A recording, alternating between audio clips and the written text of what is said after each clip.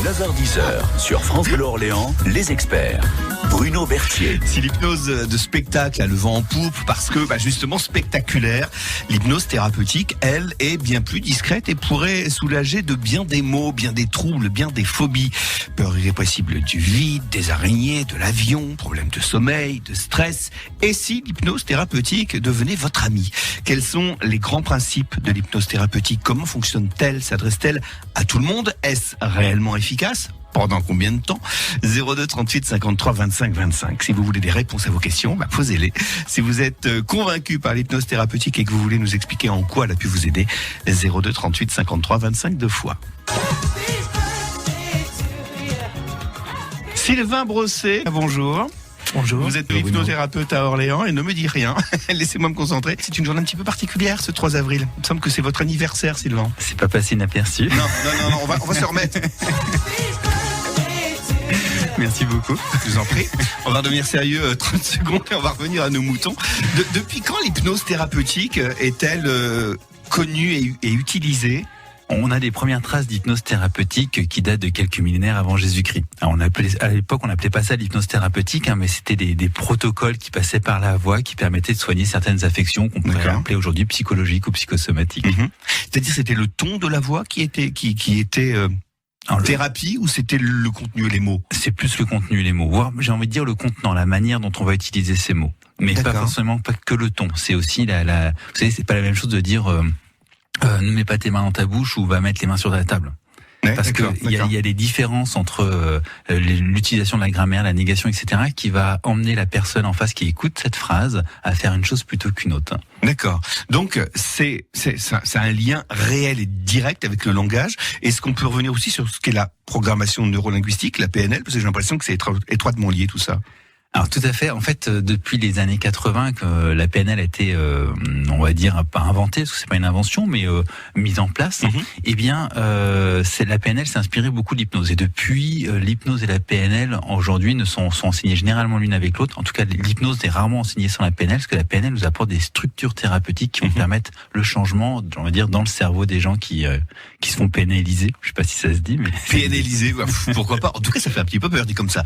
On a l'impression d'être manipulé par le langage.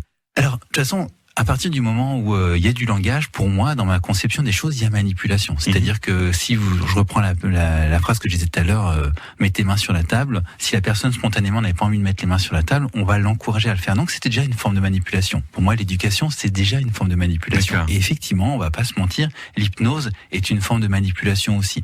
Mais un peu comme quand vous allez chez le kiné pour vous faire manipuler, pour vous faire mettre des muscles ou des os en place, eh bien en hypnose, vous allez vous faire manipuler c'est pas pour mettre des neurones en place, mais en tout cas, des manières de fonctionner. Des structures de pensée, des schémas de pensée. Exactement, qui vont vous convenir plus.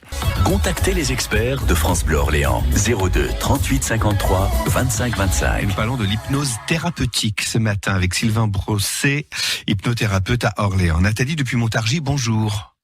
Bonjour. Merci d'avoir patienté. Quelle est votre question? Et bonjour à Sylvain. Voilà, et bon anniversaire aussi à Sylvain. Merci Nathalie.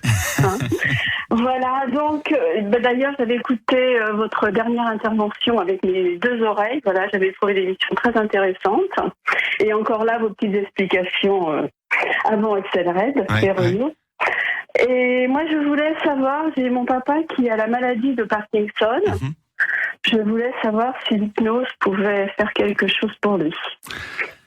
Alors, c'est une excellente question. Aujourd'hui, Parkinson, je pense qu'il y a encore beaucoup à faire et on a déjà des premiers débuts d'études qui sont pas forcément directement liés avec l'hypnose, mais qui pourraient être relayés par l'hypnose pour pouvoir avoir des vrais résultats.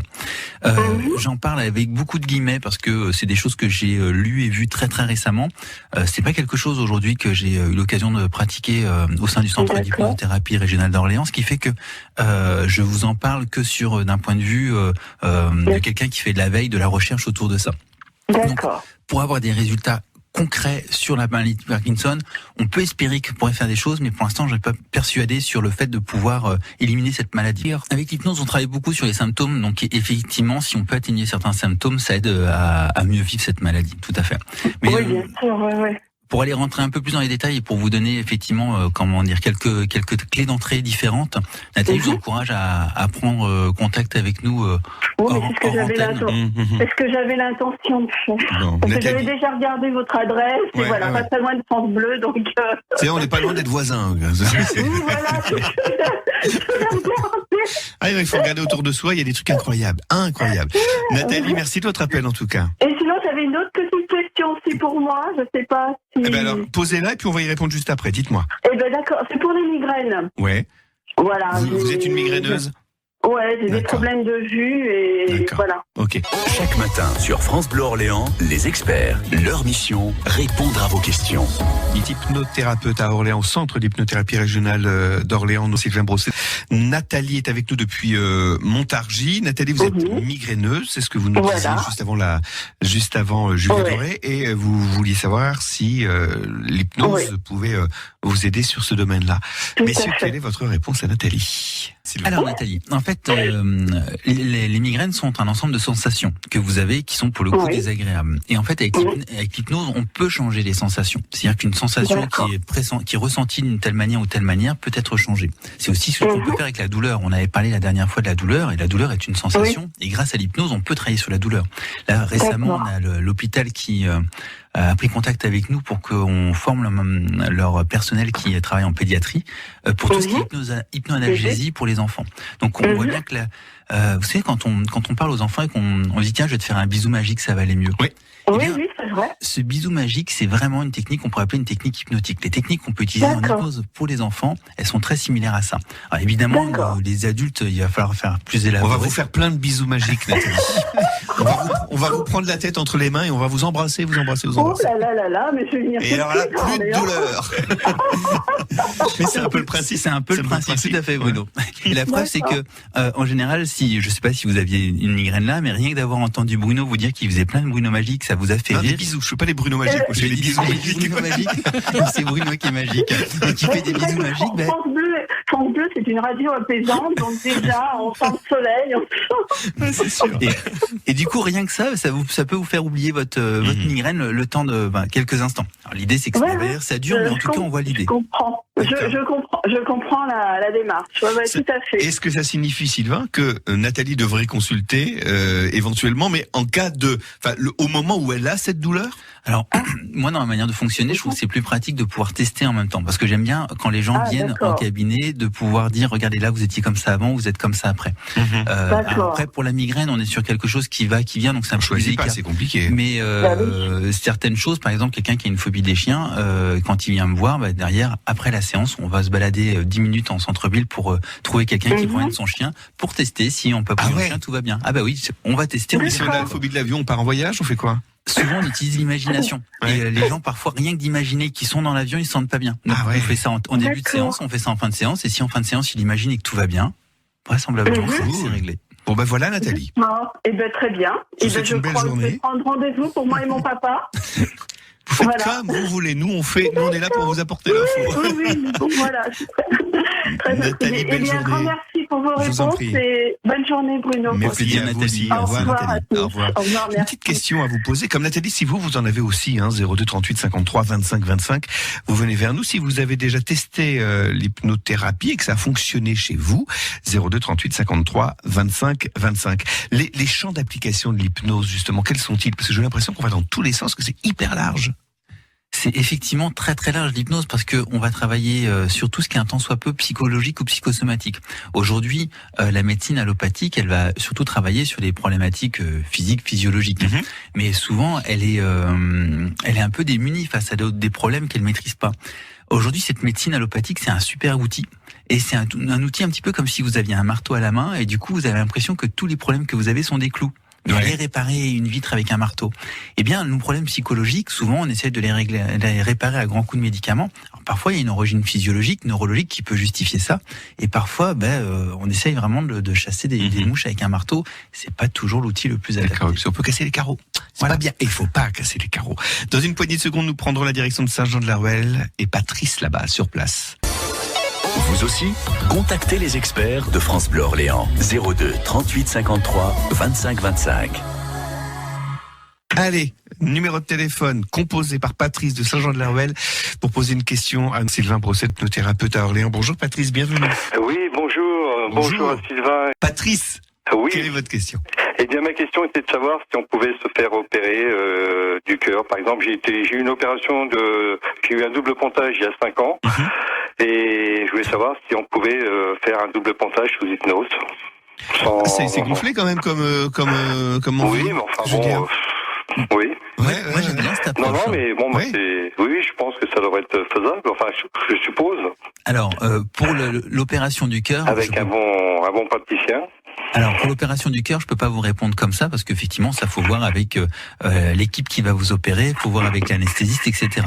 Il y a un peu plus d'1 an, il y a une opération du cerveau qui a été faite à Tours sous hypnose. Il y a 2 ans, c'était à Paris, alors je sais plus si c'était à la Salpêtrière ailleurs, on a eu des opérations des cordes vocales qui ont été faites sous hypnose. Donc oui, ça fonctionne très très bien. Après, il faut que vous ayez un personnel médical compétent sur le sujet et tout le monde n'est pas encore formé à faire ça. Et un hypnothérapeute aussi, parce que je vous dis pas.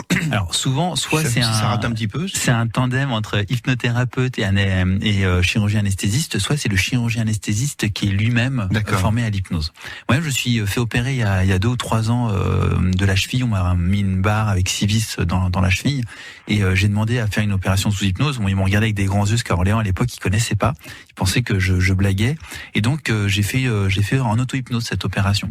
On m'a quand même donné une petite pilule qui m'a fait que je me suis senti très très bien, mais je sentais la découpe de mon pied, je sentais quand ça vissait dans mon os. J'avais pas les douleurs parce qu'il y avait une petite anesthésie locale. D'accord. Mais j'avais conscience de tout ce qu'on me faisait. Et ça s'est très bien passé. Je suis rentré un jeudi midi, le vendredi midi, je sortais. Ils m'ont dit c'est le passage le plus court qu'on ait vu. Ouais. D'accord.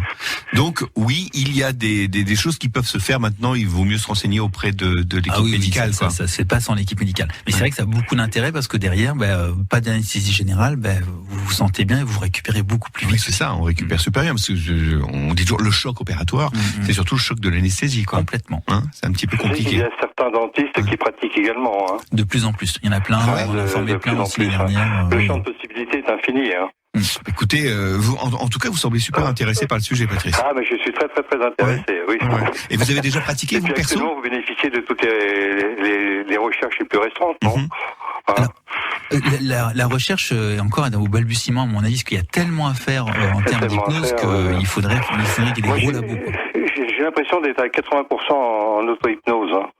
C'est possible. En permanence. D'accord. Je vis dans un autre monde, quoi. Bon, mais Il y écoutez. a des périodes, je suis là, il y a d'autres périodes, je suis et là, c'était vous ou pas? Et comment? C'était vous là ou pas, Là, Patrice? j'étais avec vous, là. Ah, oui, c'est j'étais cool. Concentré, Non, parce que si vous venez et que vous n'êtes pas là, ça m'embête, vous voyez. Si on se loupe, c'est dommage. Il m'est arrivé une chose, l'autre fois, je me suis mis en auto-hypnose. J'étais en train de faire du vélo. Ouais. Et j'étais tellement parti, j'étais ailleurs, et je suivais le trottoir de droite, et il y a des voitures qui étaient stationnées, je me suis pris il y en avait 3, j'ai pris la première qui était stationnée, je suis rentré dedans, j'étais complètement ailleurs. Bon, ça va que je roulais pas vite, j'étais en vélo, mais bon, est-ce que c'est normal, ça? Alors, si vous faites de l'auto-hypnose, déjà, je vous conseille de le faire les yeux ouverts, surtout si vous êtes en vélo. Mais non, après, l'auto-hypnose, c'est quelque chose que vous pouvez régler et réguler pour que justement vous ayez ce qu'on appelle des fusibles, des choses qui vous alertent s'il y a quoi que ce soit comme danger. Donc, on peut faire de l'auto-hypnose beaucoup plus safe. Dans ces cas-là, formez-vous à ces techniques-là qui vous donneront des techniques. Et sur le club d'hypnose d'Orléans, on peut le faire aussi, ça? Alors, au club d'hypnose d'Orléans et en partenariat avec Ecologos, on fait des formations, que ça soit en auto-hypnose, en hypnose. Et puis, j'en profite pour parler d'une conférence, si ça vous intéresse, le 11 avril à 19h à la Maison des Associations de la Source, où on va vous expliquer ce que c'est que l'hypnose. On fait une conférence gratuite sur l'hypnose, on vous explique d'où ça vient, comment ça marche, etc. Super intéressant, c'est dans une semaine, voilà, un tout petit peu, 8 jours, 8 dodo. Patrice, merci d'avoir été avec nous ce matin depuis Saint-Jean-de-la-Ruelle, et puis merci d'avoir été présent, réellement présent aujourd'hui. Merci Patrice. À bientôt Patrice, au revoir. 9h-10h sur France Bleu Orléans, les experts. Bruno Berthier. Sylvain Brosset, hypnothérapeute à Orléans. Vous le retrouvez au centre d'hypnothérapie régionale d'Orléans. À Pithiviers, Catherine est avec nous. Bonjour Catherine. Oui, bonjour. Écoutez, bonjour à tous. Bonjour, moi, je voudrais poser la question suivante. Moi, je souffre d'acouphènes. Alors, pour les acouphènes, attendez, je vais juste apporter une petite précision. J'ai été opérée d'une autospongiose en 2009. D'accord. Et que les acouphènes avaient commencé déjà quelques années avant. D'accord. Et disons que je sais que je peux pas m'en débarrasser, quoi. Moi, ça fait combien de temps que vous les avez, ces acouphènes, maintenant, Catherine ? Alors, vous voyez, 2009, ça a dû commencer en 2005. D'accord. Si vous les avez 3 minutes de plus, c'est grave ? Oui. Oui, 3 minutes de plus, c'est grave ? Ah non, je dis tout le temps. Non, d'accord. Ah, ok. Attendez, j'avais pas compris la boutade. C'est parce qu'on va écouter quand même Céline Dion, qui vient qui nous rejoint avec son tout nouveau titre, L'Étoile. Donc je ne voulais pas qu'on passe à côté. Et puis juste après, nos experts vous répondent, Catherine. Je vous dis à tout de suite. Sylvain Bros, hypnothérapeute à Orléans, ils vous répondent. Ils vont apporter une réponse à Catherine de Pithiviers, qui est en kikine depuis 5 ans maintenant par des acouphènes.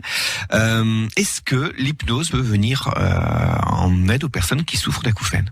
En fait, par rapport aux acouphènes, on s'est rendu compte qu'on avait un taux de réussite qui était inférieur à d'autres sujets, et donc on est en train de monter avec Elisabeth et puis Claire aussi, qui contribuent chez nous à Ecologos sur ce sujet.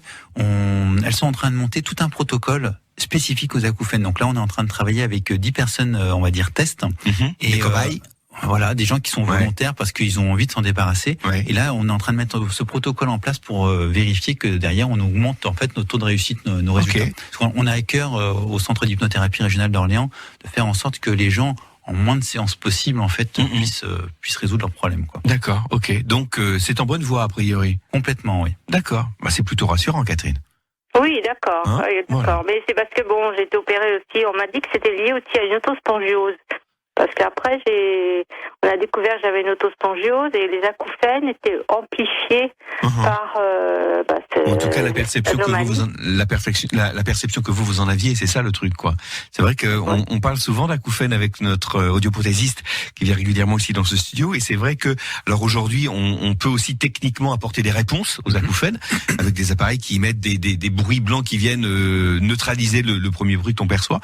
Mais c'est vrai que s'il y a d'autres voies à explorer, peut-être... Et puis voir, ça peut être complémentaire comme vous. En fait, aujourd'hui, on est en train de plutôt chercher sur ce côté-là la complémentarité des techniques. Ok. Bon, voilà, Catherine, les éléments de réponse que l'on pouvait vous apporter ce matin. Je vous souhaite une belle journée à Pithiviers. Je vous dis à bientôt. Au revoir. Claudine est avec nous depuis Corquille-Roi. Bonjour, Claudine. Bonjour, monsieur. Bonjour. Quelle est votre question ? Alors voilà ma question. Moi, j'ai un membre de ma famille qui souffre depuis très peu de temps, oui, quand même, d'une maladie. Oui. Alors, on lui a dit que c'était la maladie de Charcot. Oui.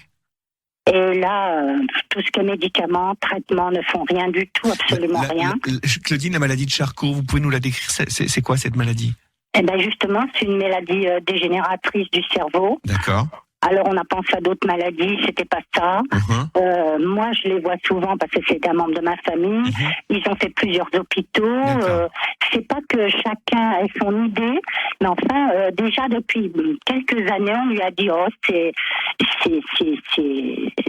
c'est pas, il savait pas quoi lui répondre, quoi. D'accord, ok. Donc, est-ce que l'hypnose peut apporter une réponse à cela ? Est-ce qu'on peut, j'allais presque dire, est-ce qu'on peut stopper l'évolution d'une maladie, ou en tout cas ralentir l'évolution d'une maladie ou de ses symptômes ? On peut espérer pouvoir la ralentir. Après, il faudrait qu'on ait 2 personnes test qui ont exactement la même maladie, voir si l'une avec l'hypnose ça ralentit et l'autre ça continue. C'est très difficile à dire. L'hypnose permet de mieux vivre malgré la maladie. Après, pour la maladie de Charcot, je vous avouerai que fait partie des maladies relativement rares qu'on n'a jamais eu aujourd'hui en cabinet, et sur lequel c'est un cas, je me suis pas vraiment penché aujourd'hui précisément, justement parce que j'ai pas eu le cas. Mais juste une petite parenthèse qui est amusant par rapport à l'émission d'aujourd'hui, c'est que Charcot était un hypnotiseur à la Salpêtrière. Non. Si. Le professeur Charcot était quelqu'un de très connu, très charismatique, qui avait cette croyance que l'hypnose ne fonctionnait que sur les femmes et que sur les femmes hystériques. Ah d'accord. Voilà. Okay. Il y avait ces croyances à l'époque. On était au début du XXe siècle, et Freud a étudié un petit peu l'hypnose auprès de Charcot. D'accord. Et dans le monde de l'hypnose, on dit que Freud était un trop mauvais hypnotiseur, et il a inventé la psychanalyse. Ne dites pas que je vous ai dit ça. Alors, ne le répétez pas surtout. Claudine, voilà les éléments de réponse que l'on pouvait vous apporter. Voilà, on pourra pas aller au-delà aujourd'hui. On va faire une petite pause, et puis on va se retrouver avec Christian depuis Orléans. Ce sera notre dernier intervenant. Je sais, ça passe très très vite. France Bleu Orléans et Phil Collins. Chaque matin sur France Bleu Orléans, les experts, leur mission, répondre à vos questions. Sylvain Bros, hypnothérapeute à Orléans pour le centre d'hypnothérapie régional d'Orléans. Et Christian est avec nous. C'est vous qui allez refermer la marche aujourd'hui. Bonjour Christian. Bonjour. Bonjour et bienvenue. Bonjour Christian. Merci bien. Bonjour messieurs. Quelle est votre question, Christian ? Alors voilà, j'appelle pour mon épouse. Nous sommes camping-caristes et quand nous nous déplaçons, dès que nous arrivons en montagne, mon épouse présente une sorte de phobie. Voilà, liée aux routes enlacées, un peu aux bordures du vide, tout ça. Voilà. Mais vous avez votre permis, vous voyez bien de ce côté-là, elle est rassurée, Christian, ça va? Oui. D'accord, ok. Ça va bien. Non, parce que si vous conduisez comme un fou du volant, il y a peut-être des raisons d'avoir peur. Bon, là, a priori, tout va bien. Vous avez tous vos points sur votre permis? Vous êtes taquin. Oui, je sais. C'est une marque de fabrique, pardon. Sylvain Jamel, est-ce qu'on pourrait aider, est-ce que vous pourriez aider, est-ce que l'hypnothérapie pourrait aider l'épouse de Christian à moins flipper, j'allais dire, dans les virages serrés, dans les courbes, et la peur du vide aussi en même temps, quand on est sur le bord comme tout ça. À fait, c'est ça. C'est lié au vertige aussi, tout ça, ou pas? Est-ce que c'est lié au vertige? Pas forcément, mais en fait, quelque part, nous, ce qui va nous intéresser, c'est qu'il n'y ait plus de symptômes, il n'y ait plus cette peur. Ce qu'on appelle le vertige, ce qu'on appelle la phobie des virages, etc., c'est une peur incontrôlée qui est à l'intérieur de nous, et cette peur incontrôlée, c'est celle-ci qu'on va effacer grâce à l'hypnose. Ce genre de peur est assez courante, le nombre de gens qui me disent, je peux pas rouler sur un torrentiel ou l'autoroute parce que ça me fait peur, ou je peux pas passer au-dessus d'un pont parce que ça me fait peur. J'ai même vu des gens qui pouvaient pas sortir de leur ville. C'est-à-dire que dès qu'ils étaient dans leur ville, ils pouvaient conduire, dès qu'ils sortaient de leur ville, c'était fini. Ah oui? Ah oui, c'est très étonnant. Et en général, par contre, ce genre de choses en une séance, aujourd'hui, une séance ou deux, c'est vraiment très très vite. Ah oui, carrément. D'accord. Bah, ça vaut peut-être le coup d'essayer. Très bien, donc ça vaut le coup d'essayer. Donc on trouve vos adresses. On vous donne tout ça hors antenne, Christian. Merci. D'accord, je vous en prie, ça fait plaisir. Je vous dis à bientôt.